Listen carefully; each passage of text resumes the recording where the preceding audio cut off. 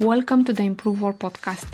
I'm your host, Daniela Tancău, an HR consultant helping entrepreneurs and team leaders build motivated, high-performing teams. Here we talk about leadership, employee motivation, and other topics that enhance your ability to lead, whether you are an entrepreneur with a team, a business owner planning to build one, or a leader in a company. You'll gain practical advice and insights from me and my guests, experts in the field and entrepreneurs who share their leadership experiences. If you are new here, be sure to subscribe to stay updated on every episode. Let's dive into today's topic. Hi everyone, welcome to the Improve Work podcast.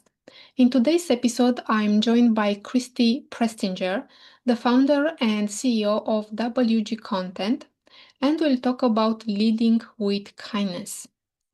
And before we get into the discussion, I like to ask you, how would you characterize your own leadership style? Have you thought about how you interact with your team members and whether there are certain behaviors and values that consistently shape your relationships with them? Reflecting on this can help you become more aware of your leadership style and intentionally make changes or improvements that will help you become a better leader. Christy knew how she wanted to lead her team from the very beginning when she started her marketing business. She wanted to lead with kindness. And not only has she succeeded in doing that, but she also wants to help other leaders do the same. She wrote a book titled Your Cultural Balance Sheet: Keys to Creating an Environment Where People Can Thrive. And she created and leads the Better Leader Project, which is dedicated to developing the skills that help leaders lead with kindness. Let's dive in and learn more about her leadership journey, how to lead with kindness, and why it matters. Welcome to the podcast, Christy. Thank you for being here. Thank you for having me, Danielle. I'm looking forward to it. Me too. So we'll talk about leading with kindness. And this is a topic that you brought into the discussion because this is a principle that you apply in your businesses. And I will start by asking about your recent business that is focused more on this. So I know that you have a marketing business for some years, and now you started a project named the Better Leader Project, and you also wrote a book on leadership. So what led you to develop this project and write this book? Well, I'll start with the kindness thing that years ago when I started building my business, I said to my accountant at the time, if I can't build a business based on kindness, I'll go back to being a freelance writer. And then I got busy building the business and didn't think about it. But then when I looked back, I realized that that had been a thread that I had pulled through the whole business. I want to be clear about that, I am fatally flawed. I'm a human, right? So I don't do it all the time. But my intention was always to be kind and to make that something that I strive to be. One of the things I think that is misunderstood about kindness frequently is people see it as weakness, and it's not. Kindness is clarity. Kindness is boundaries. There's a lot of things that are kind that aren't just nice. And I have to remind myself frequently, if I get disturbed about something at work, remind myself to approach it with curiosity and kindness instead of irritation or frustration. It's just something that helps me hold on to my own conscious integrity, is reminding myself how I would like to behave. But because of that, when I started writing my first book, which is called Your Cultural Balance Sheet, I actually looked back and realized that how important kindness had been to my own journey in building a business. And a lot of that came from something from many, many years ago when I was standing in a cemetery, a family cemetery with my dad, and we were looking at all of these very old headstones in a family plot. And I said to my dad, I don't know who any of these people are. And he said, I know. It's like you want it to say they mattered. And I realized I'd kind of forgotten that. And then in writing the book, I looked back and I was like, wow, that's so interesting. I realized that that's been something I've held on to, that every single person no matter race, creed, color, doesn't matter. Everyone needs to know that they matter. And I think for me, the way to express that their hopes and dreams and fears matter is to be kind to people. So that was this thing that kind of just ended up being a thread throughout my whole life. So after I finished writing that book, I started thinking about leadership in general. And I realized after having been on very many podcasts that when I would tell people about leading with kindness, they would look at me like I had invented electricity. And I was like, this is not that novel of an idea. And then I realized that apparently it is. So I started thinking about, well, why is that? And then the more I thought about it, I thought, well, it's because we're never taught how to be human.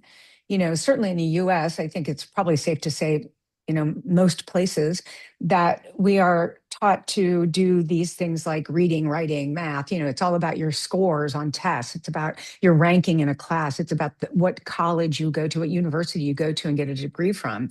But nobody teaches you how to be kind and vulnerable and curious and all of the things that really make us human. So thinking about that is what made me begin the Better Leader Project, which is really about helping people access their humanity and understanding the importance of that. Mhm. Can you explain more what kindness mean to you, and maybe give some examples of behaviors that you apply in your business, in your relationships with your team members? Yeah, I can think of some that are good and some that aren't good, mistakes that I've made, Yes. which I always think it's always good to know about the mistakes. Um, I think about, I often say that trust is a long game, right? It takes a long time to build trust, and unfortunately, we can blow it very quickly. A thoughtless comment can destroy, a very lengthy process of trust building. And I had an experience a while back where I was in a meeting with my leadership team, and one of the people said we were talking about our company and looking at the year ahead. And someone on the team said, well, we could solve this problem right now by letting 10 people go. Mm, And I didn't want to hear that. And I reacted instead of responding. I did not pause. I shut her down. And that was completely wrong for a number of reasons. First of all, it was disrespectful of her, but also to the whole team. It told the whole team that me as the leader, I didn't want to hear hard things. And that's a really dangerous thing for a leader to do. And I could mhm, have blown the trust with that person. Fortunately, I've known her for 10 years and we were able to talk afterwards, and I was able to apologize and say, I never should have done that. And I actually apologized to the whole team, the leadership team, and said that was inappropriate on my part. And I want to mhm, make sure that you all know that was not indicative of how I feel about this team. I want you guys to be able to say the hard things to me. And I apologize for that. I should not have done that, which I think demonstrates kindness, but also demonstrates vulnerability. And I think as the leader, if you can show that and acknowledge your mistake outright and say, that was bad. I shouldn't have done that. It allows them to be vulnerable back. It makes it safe to be human. And I think it's important to create that space where it is safe to be human and acknowledge that you make mistakes. Um, so that's an example of when I did wrong, but then how I corrected it afterwards. Um, Also, I have situations where, like anybody, if you run a business, things happen that you get frustrated by with your team. And mhm, I've had situations where I'm digging into something that maybe I don't usually dig into, that's not really my responsibility as the CEO. And I dig in a little deep and I'm thinking, what's going on here? Who's in charge? Why isn't anybody looking at this stuff? And why am I just digging and finding this now? And then I find myself thinking, okay, don't speak that way. Make sure that when you ask about this, you go in with curiosity first and say, I think I might be missing something here because this is what I'm seeing. Let's look at this together and help me understand if I'm seeing what I think I'm seeing, instead of just going in hot and being angry or frustrated with what I'm seeing. Again, I'm deeply flawed and deeply human. It doesn't mean that I do it all the time, but I try really hard to remind myself of avoiding behavior that required an apology later. And mhm. so if I just think of that and think, okay, these people are good people. You care about these people. You've worked with them for more than 10 years. You know that they, have their heart and soul in this. So approach it that way. Don't Mhm. approach it in a punitive way. And I think that just helps everybody have a better relationship. And it helps with longevity of employees too. People tend not to leave when you Mhm. treat them with respect like that. Yes, because they are not afraid that they will get in conflicts or arguments with you, especially because you have a powerful position and you lead them. And yes, I think that what you did in that situation with in that meeting, I think that is very courageous, and it takes strength to do this. And Yeah, yes, and I think it's very hard to apologize, especially if you are in a higher position than the other people. And yes, I think that this is a good motivator to avoid apologizing. So avoid it's behavior that requires an apology. Yeah, yes, that's the worst part.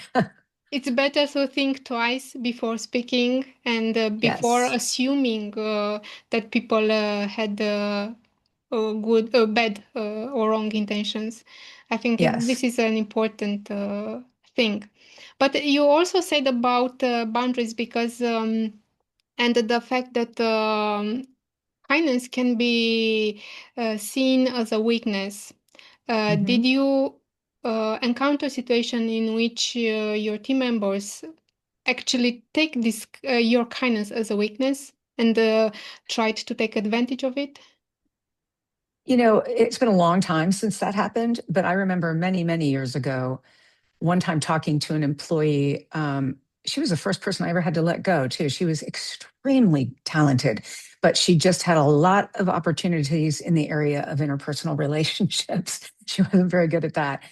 And I remember at one point looking at her and saying, "Don't mistake my kindness for weakness. Hmm. That's not the same thing." I don't think that, I'm gonna reframe that. I think that when kindness is a focus, it's a fine line between kindness and codependence. Codependence is where you enable each other instead of actually saying the hard things. And I think that there's a very fine line there between that. Oh my goodness, there's a giant deer in my backyard. I just looked up. um, but there's that kind of shocked me. But I think it's a fine line, and I've caught myself in that before. And my leadership team, my COO, who I work very closely with, she and I are constantly being like, I want to make sure I'm not being codependent here, and it's something that you have to be careful of. I wonder if this happens more with women than with men. I don't know. I can only speak from my own experience that I think that women tend to take care of people more instinctively maybe than men do. I don't mean to be Hmm. sweeping generalization, but I think in a lot of ways there is that. And so I think that we have to be careful and monitor ourselves that we don't um, overly caregive in the interest of kindness when you're avoiding the hard things, the hard Hmm. conversations. But I think that you can have those hard conversations and still be kind. Yes, of course. Of course, as you said before, being curious before speaking and trying to find Hmm. out the reasons of those behaviors and maybe Hmm. those situations. I think, yes, this is kindness and also a thoughtful and respectful way to address issues and the different Yeah. situations. I think too, something you said there, like when I think about leading with curiosity, that I've talked to other business owners before, and I was speaking to a friend of mine once, and she was saying something about asking how I handled something, and I told her, and she said, "Well, I don't have time for that." And I said, "Well, that's fine. You don't have to, but don't pretend like you care about culture then, because Hmm. it is much easier to be a general and just give direction and tell people to do things. And if they don't, they're in trouble. That is so much easier than saying, tell me why you did that. Help me understand what's happening here. It takes more time to do it the thoughtful, curious way than it does to just be like, I'm right. I've got the answers. You're wrong. Go fix it. Now, that is to say that that doesn't mean you don't eventually come to that point, but Hmm. you don't need to lead with that. Hmm. Yes, I think that even when you take hard decisions, maybe letting go someone, you can still address that situation in a kind way and not blaming or putting labels on that person, as in many cases happen in companies. Yeah. Yeah. Well, we had to go through layoffs a year ago, and we'll probably be doing that again. And it's the hardest thing I've ever done. But the thing that I made very clear to the entire organization was that no one was at fault here, that these are good people, these are your friends you've worked with, stay in touch with them. We will help them if we find, opportunities for them. We will write recommendations for them Mm-hmm. and stay in touch with these people and make sure that there isn't any sense of somebody did something wrong. Sometimes things happen in a business and you have to let people go. Mm-hmm. Yes, it's not always something that it's on them. Maybe it's on the company. Maybe there are Mhm. financial difficulties or maybe Yes. other issues. Yes. Frequently.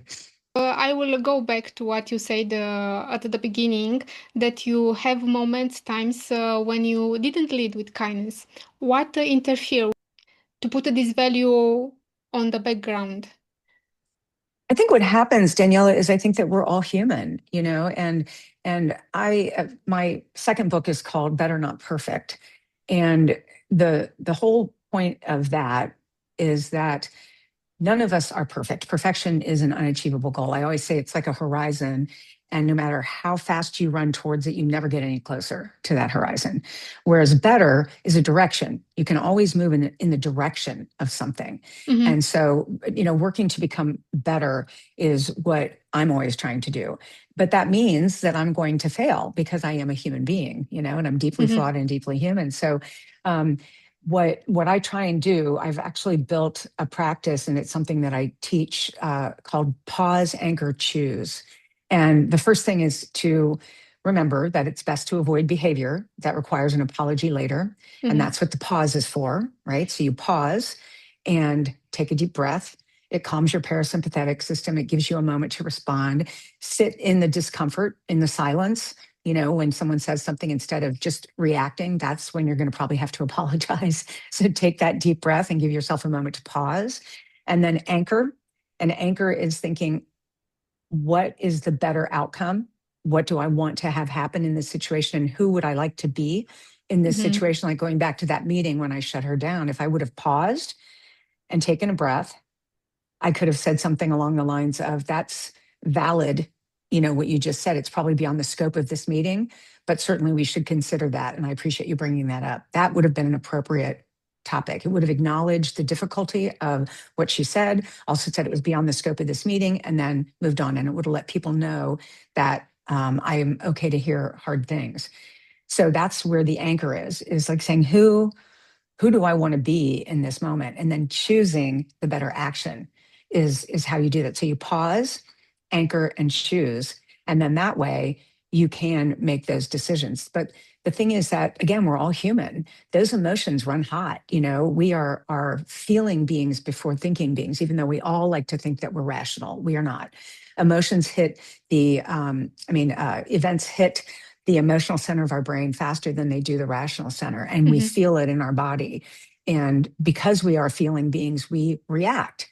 But that's Mm-hmm. where being grown up, you can actually take a moment and feel that in your body and know that, wow, something's bothering me here. I can feel my face getting hot and my breath is getting short. I feel a tightness in my chest. I need to take a couple deep breaths so that I don't react in a way that is going to require an apology later. Mm-hmm. What skills or abilities did you had to develop to be able to practice kindness? Because it's not an easy thing. It's not something that is by default. You have to understand what kindness is, and as I understand from what you say before, um, kindness means also being a good leader, knowing how to lead people, because there are certain principles and leadership ideas that you mentioned in this kindness concept. And I think that it's not enough to want to be kind with other people. You have to know how to be kind and how to Yeah. practice. How did you develop these skills and competence? Well, This isn't my first rodeo. I've been around for a long time, Danielle. So I've been reading, all sorts of books that are Mm-hmm. about self-awareness and personal development. And that's the kind of work that I've done more than like reading the business books about, how to build a business. I read more about how to build myself.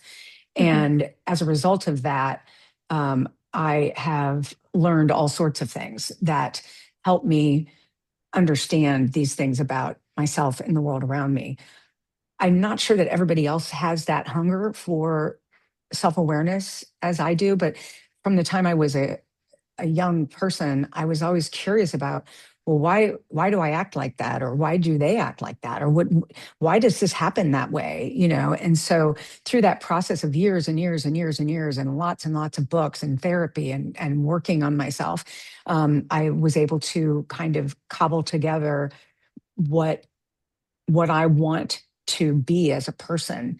And like I said, in the process of working on my first book, I realized that people aren't taught how to be human. We don't teach people how to be human. How do you know what vulnerability feels like? We can all watch Brene Brown talk about vulnerability in her fantastic TED talk, but until you actually practice it with another human being, you don't know what that feels like in your body. If you never Mm-hmm. practice it, you're just like, I am not doing that. Because you think about what that means. It's like I'm going to expose myself to someone, and most of us have learned that that's dangerous. Because I mean, I for one, I know I learned as a child, and then well into adulthood, that if I showed my vulnerabilities to people, they would kick me in my bruises if I showed my bruises. And then I learned, well, I just had the wrong people around Yes. me. That was the problem there. But realizing that if I show my bruises, that I can allow other people to show me theirs, and we all Mm-hmm. have to decide Yes. how vulnerable you're going to be. But realizing that if you practice that in community, then you're like, okay, as Brene Brown says, the only way to courage is through vulnerability. Mm-hmm. You can't be courageous unless you're vulnerable, right? I mean, think about Yes. even like a story about someone going into battle. That's got to be scary as all get out. I've never been in that situation, but I can only imagine how terrifying that is. And yet it's courageous, but it's also terribly vulnerable. Yes, I think that it's important to, even if you expose yourself and other people take advantage, I think that this is an important information and you know what kind of people are you dealing with. Yes, very much. So Good point. you don't lose necessary. You just get Yep. information about the other people, especially if they are your team members. Hmm. Very much so. Very much so. I mean, I think about it more.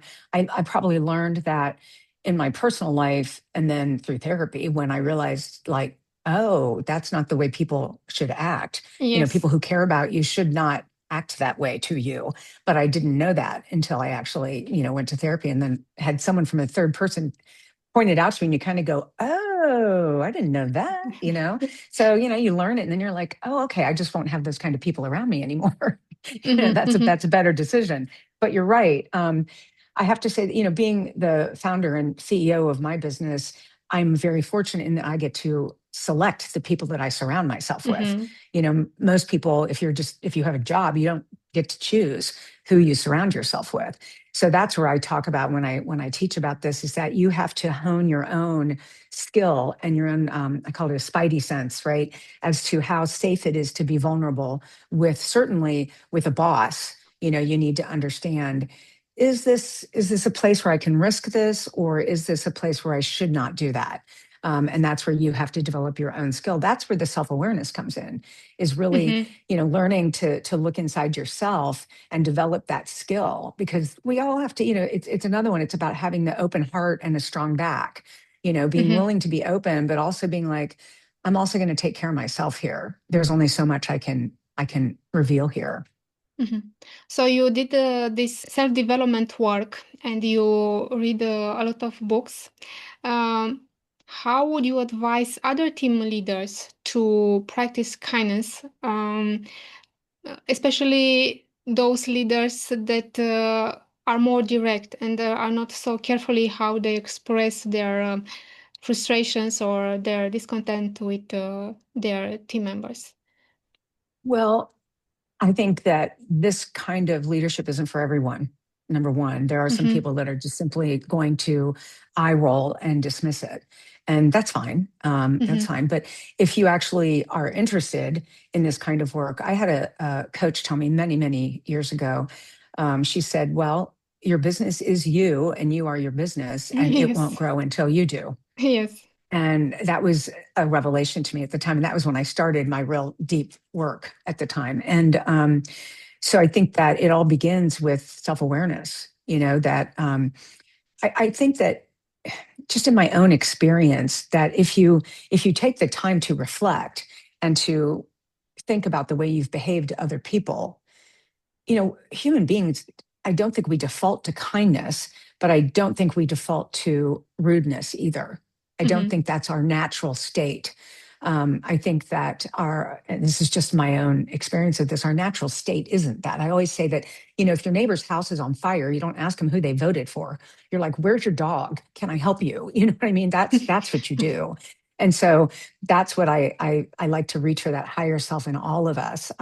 People who are more, there's nothing wrong with being direct. I think being direct is great. I could probably use more of that sometimes, to be honest. That's something that I have to work on. I can lean too far towards, moving into codependence as opposed to being direct. And I have friends and coaches that help me with that, because that's not my strength. I can Mm-hmm. default to kindness too much. So I think that we all have to figure out how to balance that. But I do think the biggest thing is being willing to look at yourself clearly, clear-eyed, and saying, what am I good at, and where do I have opportunities to develop better skills, whatever that Mm-hmm. is. Like I said, I need to be more direct. Maybe somebody who's direct could be like, maybe I should dial that back a little bit and give somebody else an opportunity to Mm-hmm. speak.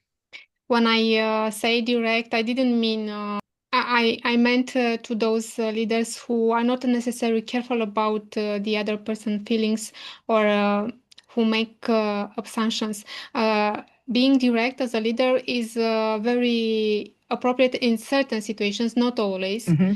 Yes. Uh, but it's very important how you are direct, how you address Hmm. those direct issues. Uh, how you package it, how you frame it. Hmm. Yeah, very much Um, so. mhm, I have a very good friend who's a business owner, and she is probably one of the best leaders I've ever worked under. She was the board chair, and I was on her board. And I learned a lot from her. And she came in to work with my team at one point, and my team did not really like her leadership approach. And we both realized it's because her business is in trucking. Her business, she is shipping chemicals all over the United States. So she mhm, works in a very male dominated industry. And so she mhm, has to have that edge kind of to her. It's a little bit different. My company is all women. And it's a communication company. So it's different. On the other hand, though, I appreciate her directness with me. She mhm, helps me be a little more direct, but I can't be as direct as she is with my team because of the way that I've led them. So I mean, like I said, she's the best leader I've ever worked under, but yet that style didn't work with my team. So I think that's a little something too. There's so much nuance to all of it because we're people, and we all have personalities, and we all have sensitivities, and we all have bruises, and we all have strengths, and it's very, very nuanced. mhm. What are the benefits that you think that leading with kindness bring to a team and to a business? Well, in my own experience, I would say that it's one of our values. We are empowered, curious, kind, and fun. And what I've seen is that people don't leave our company. In fact, we just had had a marketing manager. She was great, and she lived in a different state than where I am. And she was not looking for a job, but her alma mater, a university here in the United States, which is one of the Big Ten, which is a big, large conglomerate of schools, a bigger school, came after her and asked her to come work for them. And she was going to get a pension, and her kid could go to college for free and everything. It was like, well, of course you take that job. It was a no brainer. But it was funny when she resigned, we were like, what do we do? Do we like how I don't is there paperwork? Like, what do we do when someone leaves? Because nobody leaves. So we don't really have a process for when someone leaves. now, because we had to conduct the layoffs, we knew how to do that. But when someone resigned, we're like, I have no idea if there, do we have paperwork for this? What happens, you know? So that's one of the benefits is that people want to stay. And I was talking to one of my people on my leadership team one day, and I was saying that another person on my leadership team had said that she wanted to retire from this company. And this other person said, I think you have a lot of people that want to retire from this company. And I was like, that's a lovely thing because turnover is a hidden cost on a balance sheet. It doesn't show up anywhere, but it's terribly expensive to replace people. And I read somewhere once, I thought it was a great way of capturing it, that when someone leaves, it's like a library walks out of your door because they've got so much knowledge, right? And it's like it just Yes. burned down and it's gone, you know. So there is a cost to it.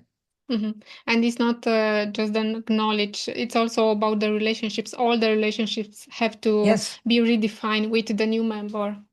Yeah. Yeah, it's hard. But I mean, I always say that when someone leaves or certainly when we had to conduct layoffs, that it like there's a tapestry that is our culture and it actually leaves holes in the tapestry when people, when you have to let people go. And it takes a while to reweave that space. It's a wound. Especially because there's relationships that people, care about each other and they've worked side by side with each other. So yeah, it can be challenging. Yes, I agree. I think that kindness is a very good value for a company, and even in hard environments where are dominated by male, I think that kindness it's an important piece of the equation because without it, I think that the relationships suffer and people are not so loyal, are not so attached to the company, so they can live Mhm. easier. So Agree. even if it can gain more efficiency on the short term, in the long term, there are more costs. Yeah, I think that, I always feel like I have to have the caveat of saying, obviously, you don't have to be kind to have a successful business, Elon Musk. So there's, he has, a lot of money. But, I would say that he's not a kind person, and I don't think that matters to him one bit. And he is massively successful. So, you know, Yes, but it he has other team leaders under him who lead other people. So not all his employees get in touch with him. Don't Not all his employees know his leadership style Yes, fortunately, I think, in that case, because I think it does filter down though. I mean, I think that when you have leaders like we do in the US right now, these billionaires who say that empathy is causing the breakdown of Western society, I think that filters into an organization. I think it's impossible for it not to.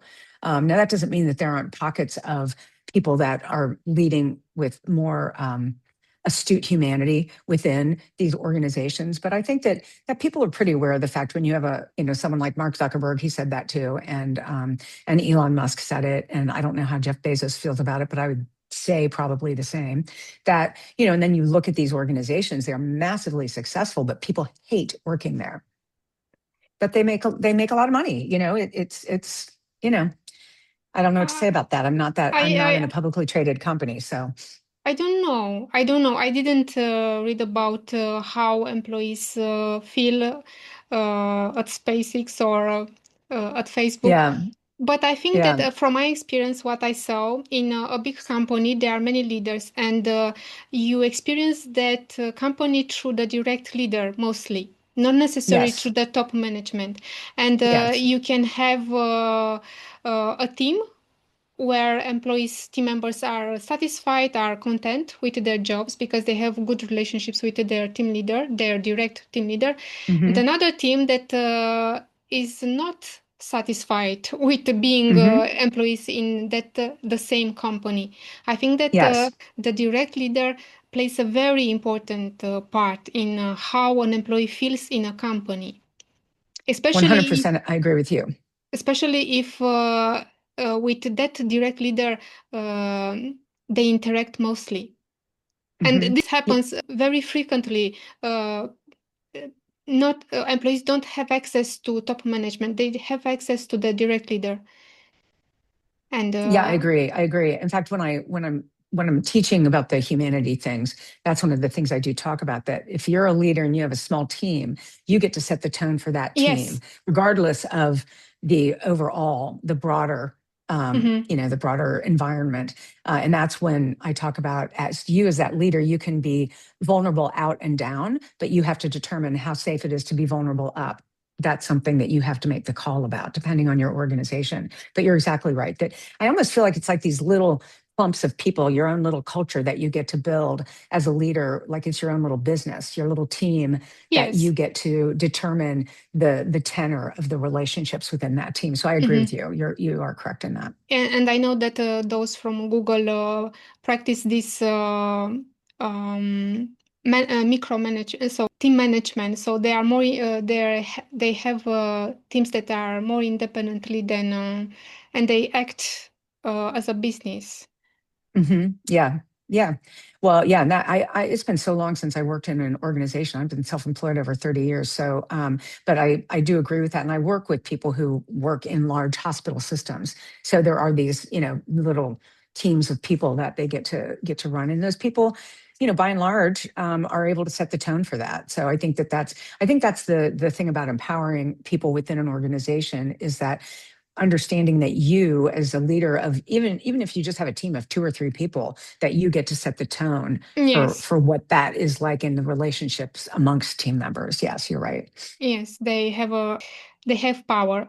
So we are at the end of our discussion. I want to thank you very much for sharing from your experience. It was very helpful, and I'm glad that entrepreneurs, even in other fields than HR, see this as important, and they make changes in their businesses. And you even started a new branch of business with this principal value that you apply. Well, and So let's hope that it works. We want people to be kind. I think that better leaders make for a better world, don't they? I agree. So how can people reach out to you, and how they can find out more about your work?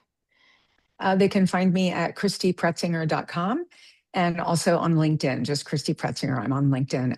You can also find me at wgcontent.com. That is my main business. So 3 places to get a hold of me pretty easily. All you have to do is Google my name, and you'll find me easily. Mhm. I will also put the links in the show notes. Great. Thank you. Thank you very much, Thank you Christy. very much. Thanks, Danielle. I enjoyed it. Thank you so much for watching this episode. If you found value in this podcast, subscribe to stay updated. I'm grateful for your support and hope to continue providing content that helps you grow. See you in the next episode.